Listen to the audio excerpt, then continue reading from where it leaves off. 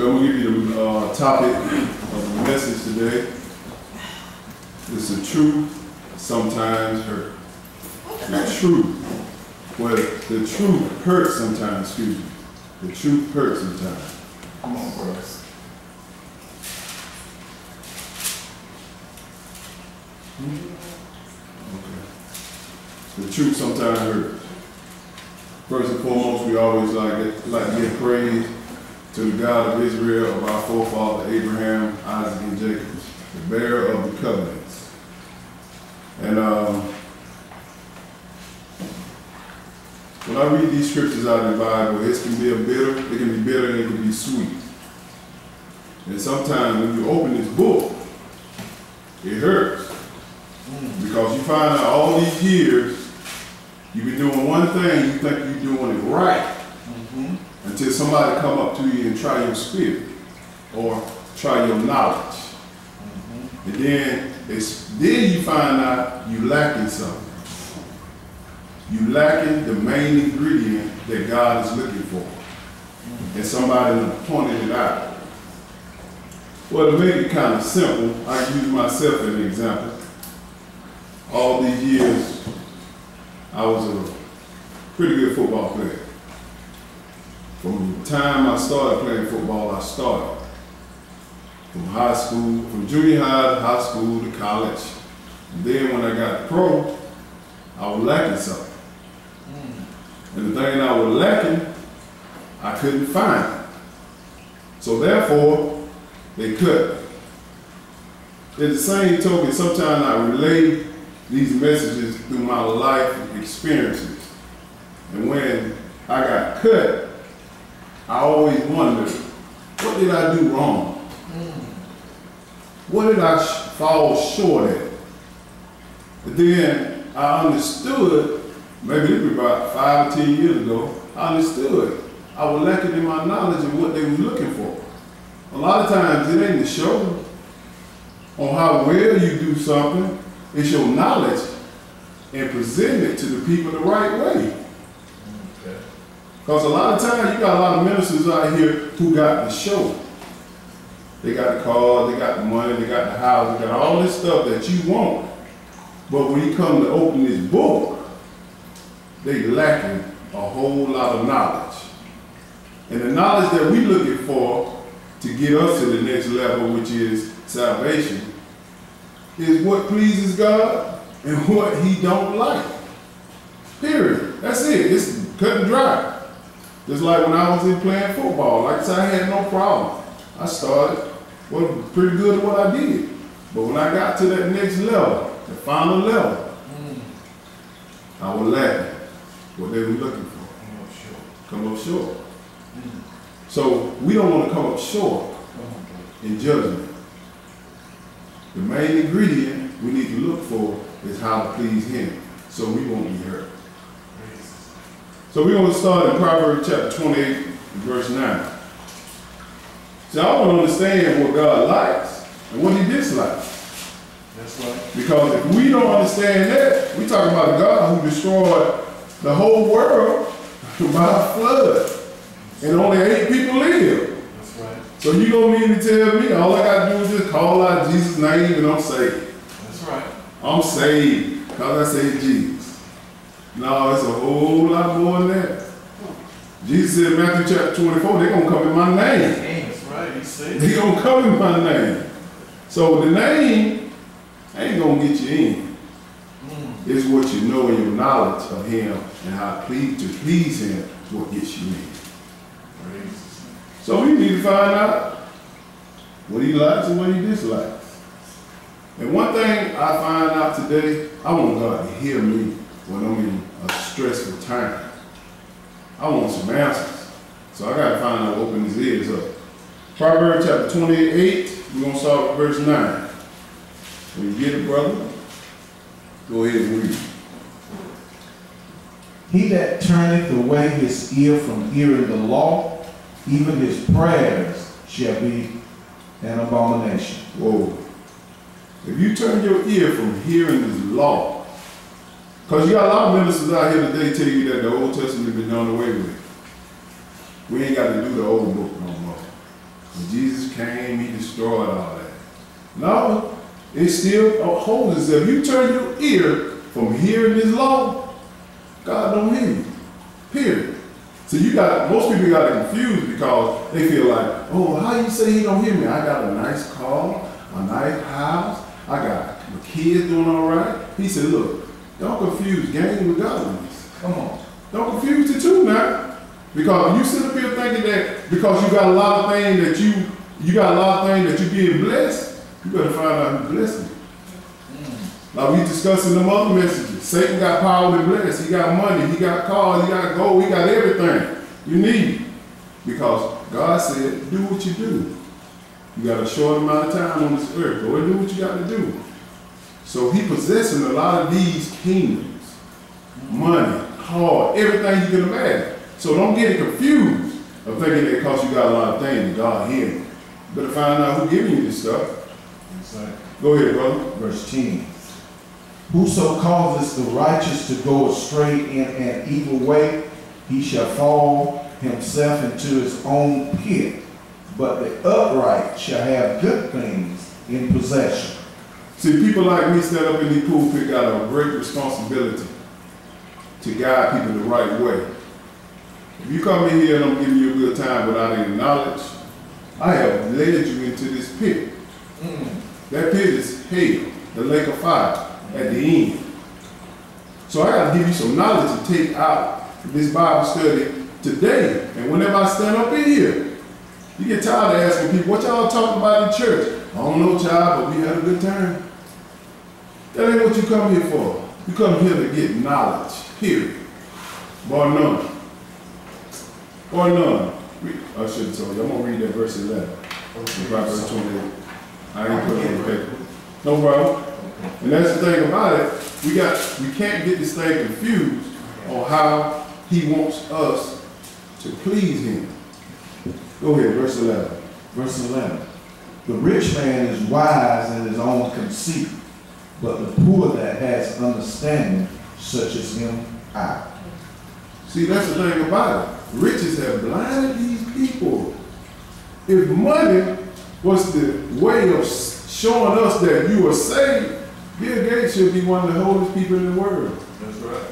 Jay-Z and Beyonce and Kobe Bryant and Michael Jordan should be some holy folk. Because they're billionaires.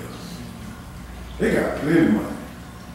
But he said one thing here. He said the poor have understanding and searching him out. And this is what we're doing today. We're searching out how to please our God so he won't hurt us. That's all it is. So we're going to turn to 2 Kings chapter 22. Let's look at this way of searching him out. See, the Old Testament is a very, very important component of you understanding how to please God. Because it's very, very detailed. That's why I like it so much. And a lot of people say, man, I sure read a lot of the Old Testament. You got to read the Old Testament. Because if you come to the New Testament without any understanding of the Old Testament, like he told Paul, many of the people wrestle to their own destruction. Because they go in here and look at this thing one way and you don't even understand how it was done in the beginning. The beginning. So we're going to look at this we're going to look at 2 Kings chapter 22, verse 1. We're going to look at King Josiah and how he opened up God's ears. Because I heard, when you first hear it, you got a dilemma. I remember the first time Mr. LC came up and told me about Israel. I was like, man, what are you talking about? Israel? I ain't never heard of that all my years. Never heard of nothing about no Israel. I thought it was this New Testament church. He said, no, it's Yahweh, Israel. And these are the people that the Bible written to, which are the Hebrew, which are us. Not the other nations over there in the land today. They don't fit the prophecy. They don't fit Deuteronomy chapter 28 when he tells you they're going to be sold and enslaved for 400 years. They don't fit the prophecy where he said, I'm going to send slave ships and sell you for bondsmen and bondswomen. They don't fit. That's right. Amen. So if somebody told you that, they told you a lie. You better read your book, which is what we're doing now, reading the law. 2 Kings chapter 22 and verse 1. Let's look at this. Look at King Josiah. Go ahead, brother. Josiah was 8 years old when he began to reign. And he reigned 31 years in Jerusalem. Yes, sir. And his mother's name was Jedediah. Jedediah, Mm-hmm. the daughter of Adai, Mm-hmm. of Bozkat. Go ahead, brother. And he did that which was right in the sight of the Lord, and walked in all the way of David his father, and turned not aside to the right hand or to the left. Go ahead. And it came to pass in the 18th year of King Josiah that the king sent Shaphan, Mhm. the son of Azariah, Uh-huh. the son of Mesulam, Uh-huh. the scribe, to the house of the Lord, saying, Uh-huh. See this stuff like King Josiah, he coming to the house of the Lord, they gonna repair the house of the Lord. They gonna repair the house of the Lord, talking about this church. They gonna hire people to repair it. But when they was in the house of the Lord, they found something. Jump down to verse 8. And Hilkiah, Uh-huh. the king priest, said unto Shaphan, the Uh-huh. scribe, I have found the book of the law in the house of the Lord. Mm-hmm. And Hilkiah gave the book to Shaphan, and he read it. So he found the book of the Lord in the house. They was here cleaning up this church in layman's terms. Cleaning the church up, and they found some money and all this stuff, and they hired some people to go and fix the house of the Lord. But they found this book. The same book we're reading today. They found it. Jump down to verse 10. Let's understand what happened when he found it. Go ahead. And Shaphan, the scribe, showed the king, saying, Hilkiah, the priest, has delivered me a book. And Shaphan read it before the king. So he delivered him a book, and he started reading this book, and man, some great things came out of this book, and he was really hurt. Go ahead, verse 11. And it came to pass, when the king had heard the words of the book of the law, that he rent his clothes. And tore his clothes up. That's right. He rent it. That's right. Why? Just like the same time he heard about that pork was abomination to God to eat, it hurts you. You're like, man, no, you lying, Jeff? No, we read Leviticus chapter 11. Then we find out, the same time we found out Christmas was abomination to God. And we took you out of Jeremiah chapter 10 and showed you the Christmas tree and what they did at the time of Christmas. That's right. You rent because that meant so much to you because we were taught by the Gentile of the Roman Catholic Church who taught us about Christmas, who taught us about Easter, who taught us about all these false days that is not written in this book. Come on, bro. I told him I'm all about fun and celebration. If you find it written in the Bible, we'll celebrate. Period. So this king, Josiah, he read this book, which is the book of the law, and he rent his clothes because he said, man, you've been doing this stuff wrong. See, you got a time to choose between right and wrong at the time. And that's what this king did. Go ahead, bro. Verse 12. And the king commanded Hilkiah the priest and Ahikam, the son of Shaphan, and Archbald, the son of Micaiah, and Shaphan, the scribe, and Asaiah, Do good, brother. Go ahead. of servant of the king, saying. So he commanded these men to do something because he knew what he read didn't match up with what they was doing. So when most people come to this Bible and they read some of the old book, it don't match up with what they worship inside of their churches. When it don't match up, they start renting their clothes. They start getting mad at you. They start calling you a Muslim because you don't eat pork. They start calling you you in a cult. That's right. Because you don't celebrate these days that they celebrate. I tell them all the time, go back and do a little history. Read a little bit. Come on. Read. Stop listening to what Pastor said and read what Pastor's supposed to be reading, which is this book. That's right, bro. So when they heard this is wise King Josiah. He did what we all should do. Go ahead, verse 13, bro. Said, go ye, inquire of the Lord for me. He said, hold up. I read this. Go and inquire the Lord for me. Pray for me. Because this man knew what he was doing wasn't totally right. Go ahead, bro. And for the people, and for all Judah concerning the words of this book that is found. For great is the wrath of the Lord that is kindled against us, Yes, sir. because our fathers have not hearkened unto the words of this book, to do according unto all that which is written concerning us. See what he said? It's the forefathers that didn't listen to this book. That's why we read to y'all and warn y'all what God is going to do to this earth and what God is going to do to people. If they don't accept and follow his law, it's going to be great. It's the wrath of God. You just can't get in and think you just going to slide in just a little because you know the name of Jesus. You got to do like King Josiah said, inquire of the Lord. You got to inquire of him. And how do you inquire of him? We got to read, understand. That's it, bro. Jump down to verse 15. Go ahead.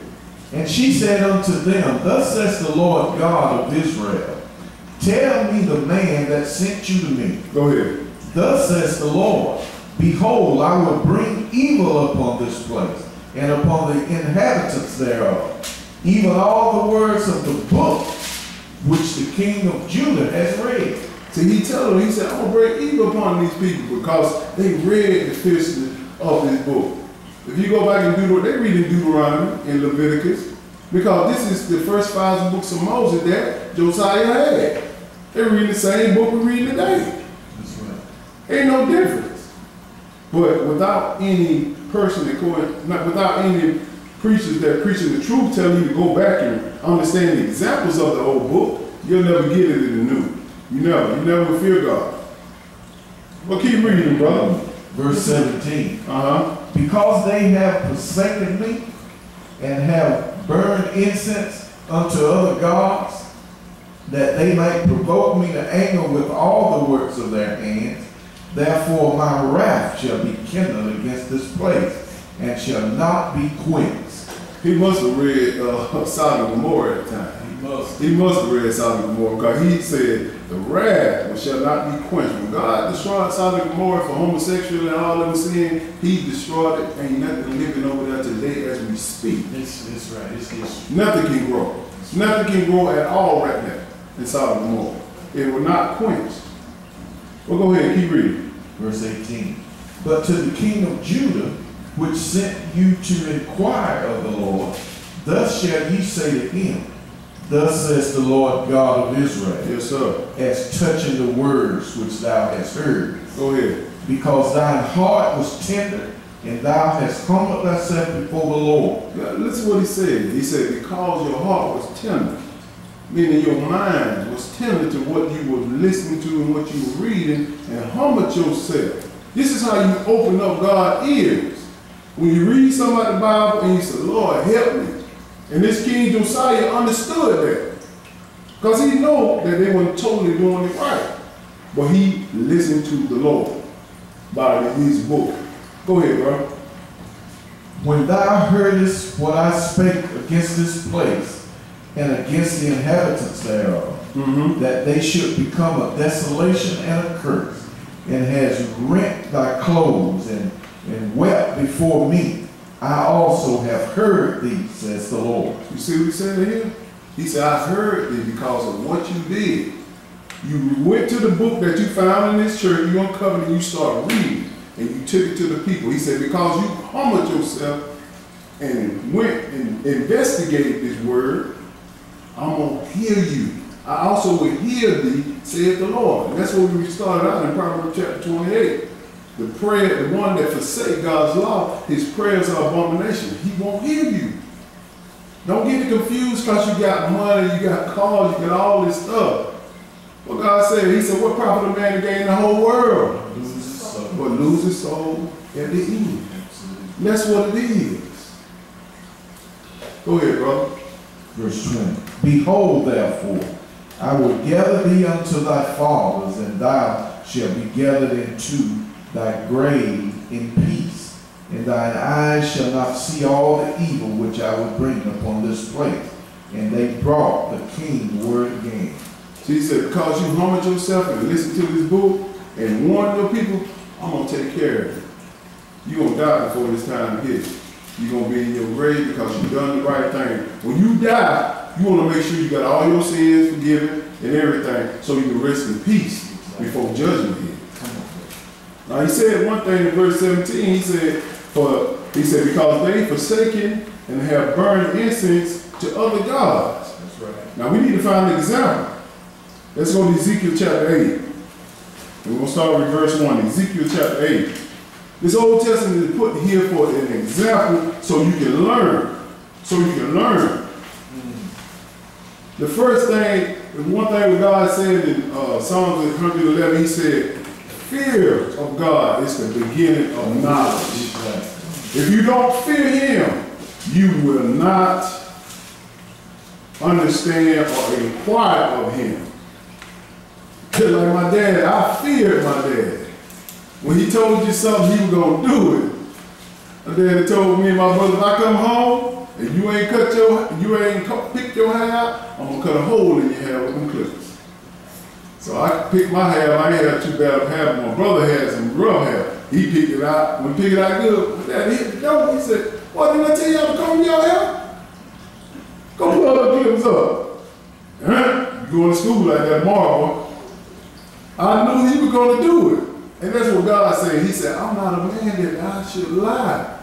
Whatever I've written in this book, I'm going to do it. So we need to inquire and find out how to please him. That's a little food for thought.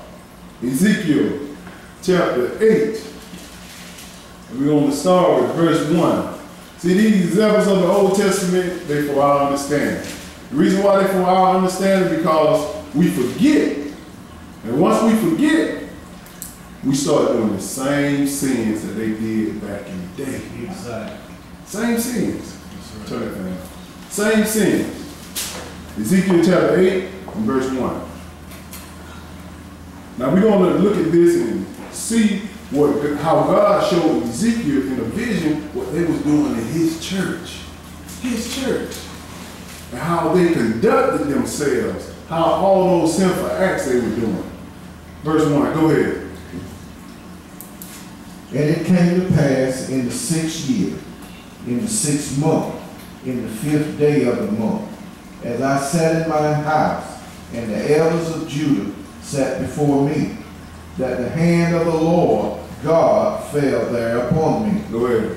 Then I beheld, and lo, a likeness as the appearance of fire, from the appearance of his loins, even downward, fire, and from his loin even upward, as the appearance of brightness, as the color of amber. This is when an angel saw it, came and visited Ezekiel. All telling you what, there's an angel right here. And he's going to show him something. Go ahead. And he put forth the form of an hand, and took me by a lock of mine head. And the Spirit lifted me up between the earth and the heaven, and brought me in the vision of God to Jerusalem. Yes, sir. To the door of the inner gate that looketh toward the north, where was the seat of the image of jealousy, which provoked to jealousy. So this angel took Ezekiel and he laid his hand on top of his head. He didn't lift him up. He took his mind to a vision and showed him something that he needed to see. And what he needed to see is what he wrote. And this is what he showed Ezekiel that happened in God's house. Jump down to verse 8. Then said he unto me, Son of man. Excuse me, not 8. What's it?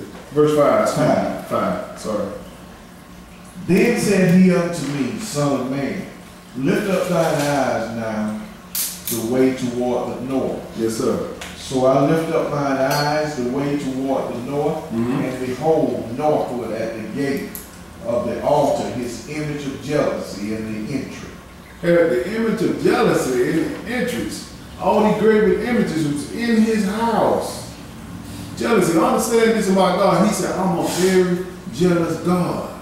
Very jealous. Yes. If you put something before him, he can be a wrathful God. Go ahead, verse 6.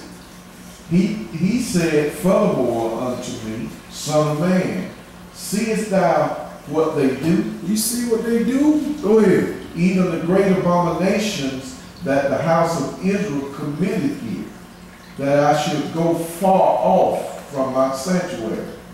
But turn thee yet again, and thou shalt see greater abominations. He's showing them all these abominations, meaning all these detestable things that they were doing inside their church that don't match the law. And he's going to give us some examples right here.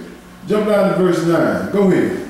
And he said unto me, Go in and behold the wicked abomination that they do here. He said, go in there. I want you to see what they're doing in my church. See. Go ahead. So I went in and saw, and behold, every form of creeping things and abominable beasts, and all the idols of the house of Israel portrayed upon the wall round about. He said, all these idols. What's the first thing you see when you go into church? A cross.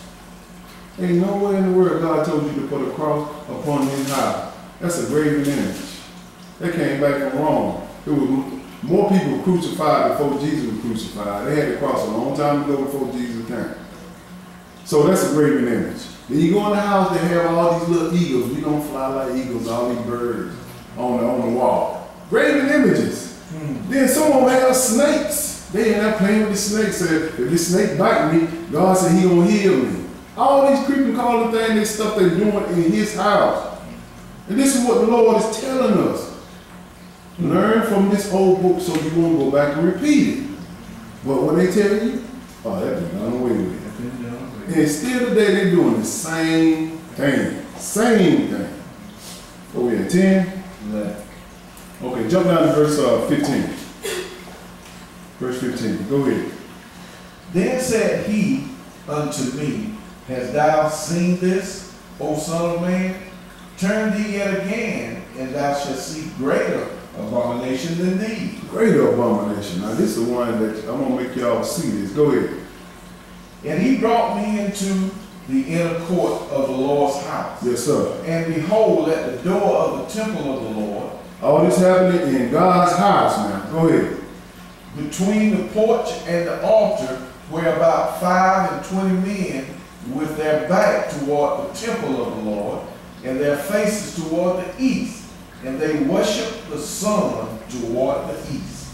This is your sunrise service on Easter. This is your watch night service.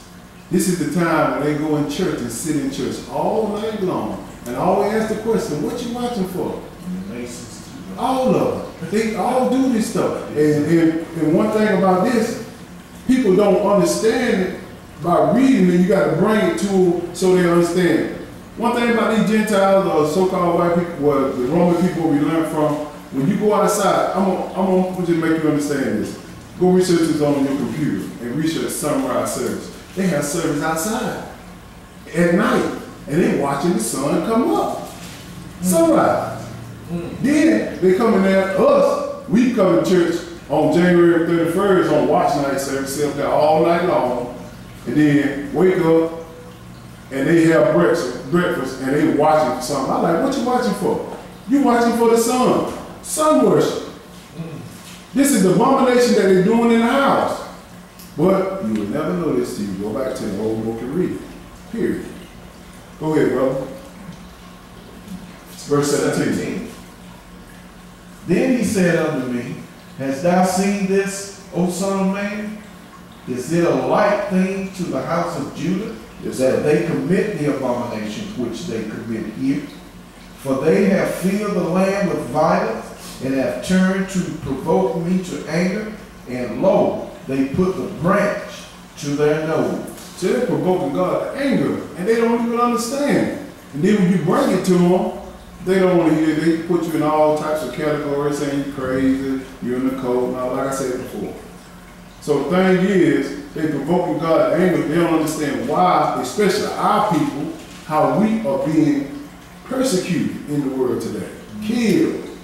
Because we the Israelites. The reason why we've been persecuted and killed because of that law in Deuteronomy chapter 28, where God said, if you don't obey my law, I'm going to send all these curses upon you. No other nation is going through this but us. We've been persecuted like this. From the time, we've been persecuted so much, it's almost common now. Exactly. It is. It's common. It sure is.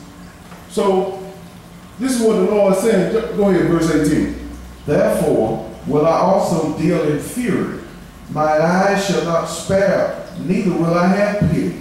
And though they cry in mine ears with a loud voice, yet will I not hear them. See, this is the hurt. That's the hurt. The truth. It hurts. Because when you read this stuff about sunrise,